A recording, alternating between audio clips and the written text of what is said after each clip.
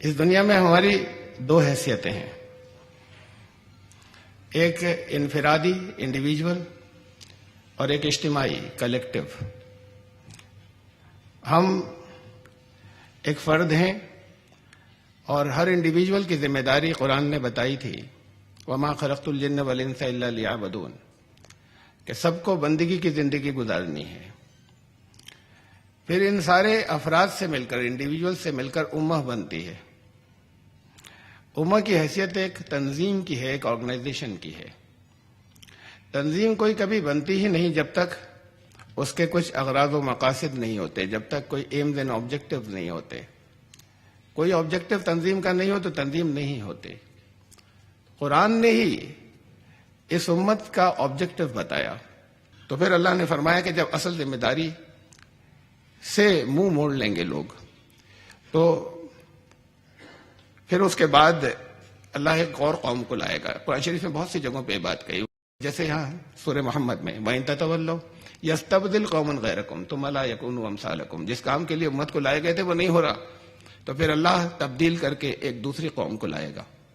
جب جب یہ آیات تلاوت ہوتی تھیں، ہمیں تفسیری روایات میں ملتا ہے، ہمیں احادیث میں ملتا ہے، صحابہ سوال کرتے تھے من ہم یا رسول اللہ کے رسول یہ کون سی قوم ہے جس کا ذکر قرآن میں ہے کہ اللہ تبدیل کر کے ایک دوسری قوم کو لائے گا جب ہم اپنی ذمہ داری سے پیٹ پھیر چکے ہوں گے۔ رسول اللہ صلی اللہ علیہ وسلم نے دو جوابات ارشاد فرمائے، بہت سے موقعوں پہ ایران کی طرف اشارہ فرمایا اور بہت سے موقعوں پہ یمن کی طرف اشارہ فرمایا۔ رسول اللہ صلی اللہ علیہ وسلم کبھی ایران کی طرف اشارہ فرماتے ہیں کہ کون سی قوم بدلے گی، اور کبھی یمن کی طرف اشارہ فرماتے ہیں۔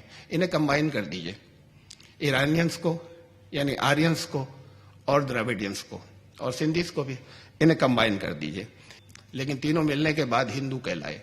اور اس گروپ کے بارے میں اللہ کے رسول صلی اللہ علیہ وسلم بتا چکے، وہ جو ان سے مل کر بنے گا ان تین نسلوں سے، انہوں نے بھی بتایا کہ یہ لیگ ہوگی، یہ کوئی ایک عقیدہ نہیں ہوگا، ان تین نسلوں سے مل کر وہ ایک مذہب کہلانے لگے گا۔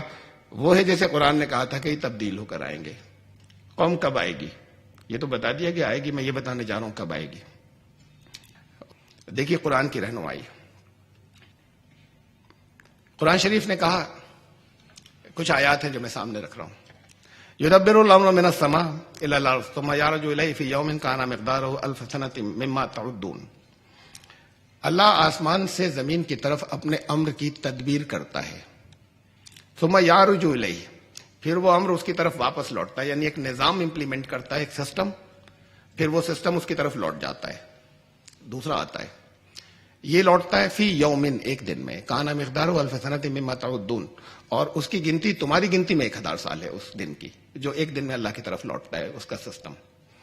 یہ 1000 سال کے ساتھ میں ایک عذاب کا ذکر ہے اور ایک ایکسٹینشن کا ذکر ہے ایک حدیث میں۔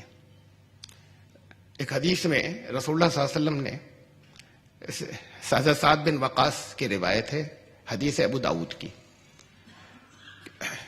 کہ ان سے اللہ کے رسول صلی اللہ علیہ وسلم فرمایا کہ میں اللہ کی رحمت سے امید رکھتا ہوں کہ میری امت اپنے پروردگار کی نظر میں اتنی حقیر تو نہیں ہو جائے گی کہ اس کو اس کا پروردگار آدھے دن کی مہلت اور نہ دے۔ مہلت کب دی جاتی ہے؟ مہلت تو سزا ہی سے دی جاتی ہے۔ آدھے دن کی مہلت اور نہ دے دے۔ پوچھا گیا آدھے دن کا مطلب، کہا 500 سال۔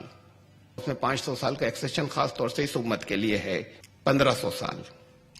اس 1500 سال میں کوئی پکڑ ہونے جا رہی ہے امت کی۔ یہ کہاں سے گنیں گے؟ ظاہر ہے کہ رسول اللہ صلی اللہ علیہ وسلم سے گنیں گے۔ 1500، 1500، اس ابھی کون سا چل رہا ہے سر؟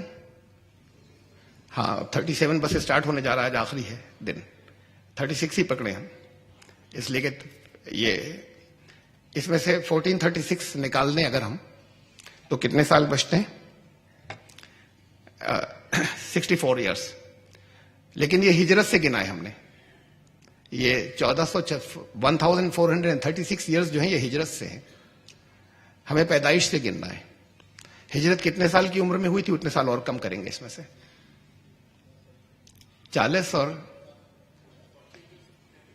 جی ہجرت جو ہوئی وہ 40 اور 13، مکی زندگی 13 سال کی، 40 سال کی عمر میں نبی ہوئے 53 ایئرس۔ 53 ایئرس اس میں سے اور کم کیے، 53 ایئرس پہلے پیدا ہوئے تھے، یہ تو ہم نے 1436 کم کیا ہے، اس میں سے 53 اور نکالیے۔ 11 ایئرس، یہ 11 سال باقی ہیں. اگر پیدائش سے گنے آپ کو ناممکن لگے گا.